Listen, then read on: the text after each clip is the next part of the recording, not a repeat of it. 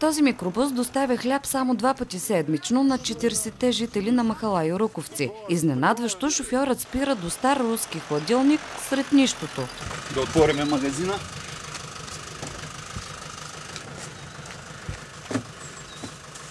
В импровизирания склад доставчикът оставя 10 хляба за хората, които нямат възможност да стигнат на време до черния път. Неволята учи. Когато пълно закъснеят, да не могат да се приберат, казват, остави го. Аз мога да му кажа само евала, изобретил го. Човека направил го. А човекът, който превърнал хладилника в склад, е 37 годишен овчар. Откриваме рожди дълбоко в гората със стадото си.